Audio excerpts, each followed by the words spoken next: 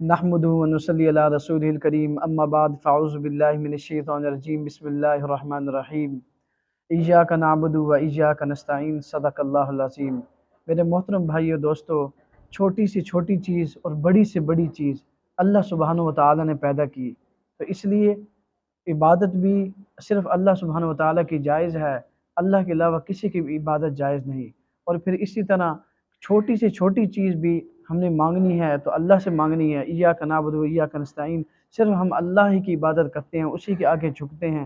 اور اسی کو سجدہ رکوع کرتے ہیں، اور ہر قسم کی عبادتیں خالص صرف اللہ ہی کے لیے ہیں، اور ہر قسم کی جو مدد ہے، چھوٹی سی چھوٹی محتاجگی حاجت جو ہے وہ اللہ ہی کے آگے رکھنی ہے، اللہ ہی سے مانگنا ہے، اور بڑی سے بڑی جو حاجت ہے وہ بھی اللہ ہی نے پوری کرنی ہے، چھوٹی مصیبت ہو بڑی مصیبت ہو اللہ ہی نے پوری کرنی ہے۔ ایاک نعبد و ایاک نستعین، جس طرح ہم اللہ کی عبادت کرتے ہیں اسی طرح ہم اللہ سبحانہ و تعالیٰ سے مانگتے بھی ہیں۔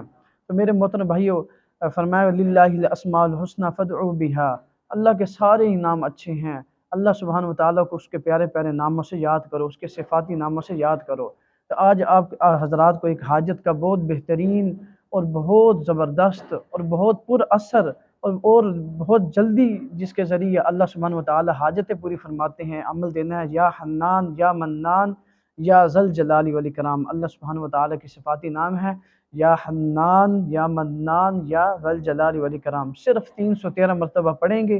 کہ کسی بھی حاجت کو لے کر اس کو آتشہ بنانے کے لیے باوضو ہوں، خوشبو لگائیں اور 2 رکعت نماز حاجت نفل پڑھیں یکسوئی کے ساتھ،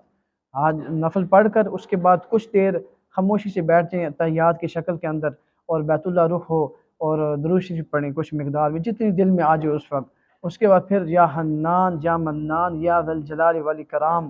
یہ محبت کے ساتھ پڑھیں 313 مرتبہ۔ اس کے بعد پھر کچھ درود شریف کی مقدار پڑھیں، اس کے بعد ہاتھ اٹھا کر اللہ سبحانہ و تعالیٰ کے آگے اپنی جو حاجت ہے اس کو رکھے۔ انشاءاللہ آپ دیکھیں گے 3 دن کے اندر آپ کا کوئی بھی عمل ہوگا، بڑے سے بڑا کام، چھوٹے سے چھوٹا کام، کوئی مصیبت، کوئی بیماری، کوئی پریشانی، جس قسم کی کوئی بھی حاجت ہے، اللہ سبحانہ و تعالیٰ آپ کی 1 2 3 دن کے اندر لازمی انشاءاللہ پوری فرما دیں گے اور آپ کو اس مصیبت پریشانی سے نکال دیں گے۔ اپنی دعاؤں میں یاد رکھیے، اور جب آپ اپنے عمل کر کے دعا کیجیے تو میرے لیے بھی دعا کیجیے، اللہ سبحانہ و تعالیٰ عمل کرنے کی توفیق عطا فرمائے۔